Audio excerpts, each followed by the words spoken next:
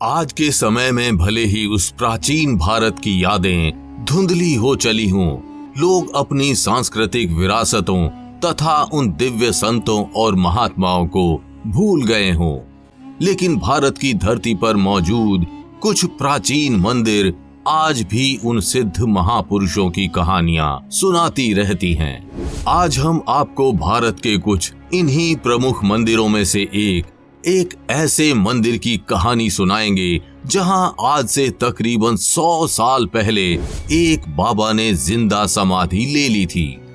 कहते हैं उस बाबा ने अपने पूरे जीवन काल में एक शब्द नहीं बोला और वे मौनिया बाबा के नाम से जाने गए। बिहार के सिवान के महाराजगंज नामक स्थान पर मौजूद 100 साल से अधिक पुराने उस मंदिर को आज भी मौनिया बाबा मंदिर के नाम से जाना जाता है, जहां आज भी उनकी याद में पिछले 100 सालों से मेले का आयोजन किया जाता है। मौनिया बाबा मेले को पूरे उत्तर बिहार का सबसे बड़ा मेला माना जाता है।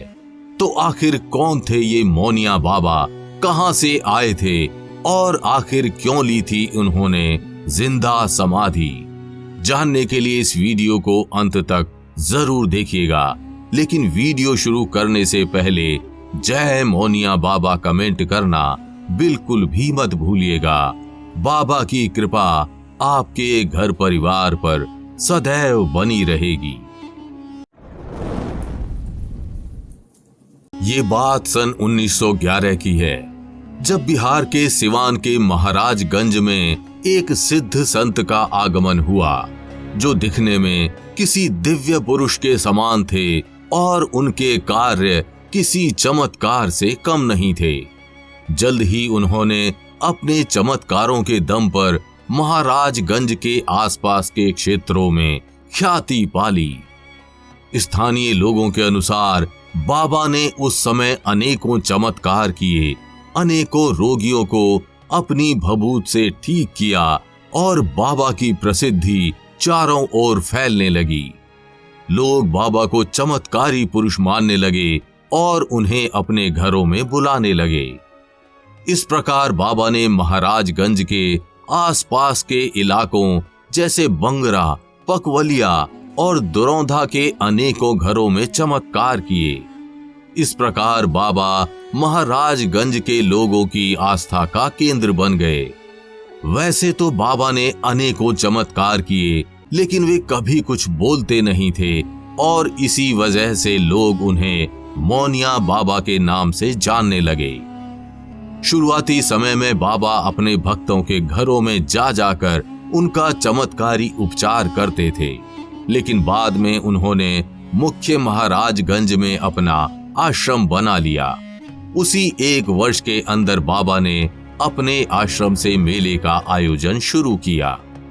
आश्रम बनने के बाद बाबा वहीं रहने लगे और वहीं से अपने भक्तों का उपचार शुरू कर दिया। बाबा मुख्य रूप से अपने उपचारों के लिए ही जाने जाते थे। स्थानीय लोगों के अनुसार बाबा ने अपने चमत्कारों के माध्यम से अनेकों गंभीर से गंभीर बीमारियों को ठीक किया था। उस समय में बाबा ने उन रोगों का भी उपचार किया था जिसका उपचार आज के समय में भी संभव नहीं है। उस समय में जिस भी किसी भक्त को गंभीर समस्या होती थी और वे उसके उपचार में असफल हो जाते थे, उनका उपचार बाबा कुछ ही पल में कर दिया करते थे। इस प्रकार बाबा के चमत्कार की कहानियां महाराजगंज ही नहीं बल्कि बिहार से भी बाहर चली गईं। इस प्रकार बाबा के पास दूर दराज के इलाकों से भी भक्त आने लगे। लेकिन एक दिन बाबा ने समाधि ले ली। कुछ लोगों के अनुसार बाबा ने मरणोपरांत समाधि ली थी, तो वहीं कुछ लोग बताते हैं कि बाबा ने जिंदा समाधि ली थी। लेकिन एक प्रश्न ज्यों का त्यों बना हुआ था, आखिर बाबा आए कहां से थे और क्या थी उनकी चमत्कारी शक्तियों की सच्चाई? वास्तव में मौनिया बाबा का संबंध शंकराचार्य के एक प्रसिद्ध मठ से था। वास्तव में मौनिया बाबा दक्षिण भारत के तमिलनाडु राज्य के कांचीपुरम नगर में स्थित कांची कामकोटी पीठ से आए थे, जिसे कांची मठ के नाम से भी जाना जाता है। कांची मठ कांचीपुरम में स्थापित एक प्रसिद्ध हिंदू मठ है। ये 5 पंचभूत स्थलों में से एक है। यहाँ के मठाधीश्वर को शंकराचार्य कहते हैं और आज भी ये दक्षिण भारत के महत्वपूर्ण धार्मिक स्थलों में से एक है।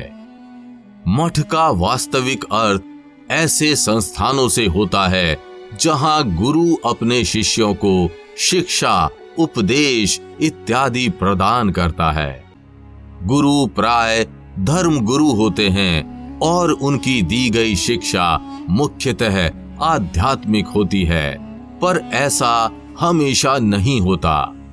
एक मठ में इन कार्यों के अतिरिक्त सामाजिक सेवा, साहित्य इत्यादि से संबंधित कार्य भी होते हैं। हो सकता है मौनिया बाबा और उनकी तरह अनेकों शिष्यों ने इसी मठ से शिक्षा ली हो। बाद में उनके गुरुओं ने शिक्षा के प्रसार के लिए अपने शिष्यों को भारत के अलग अलग कोनों में भेज दिया हो।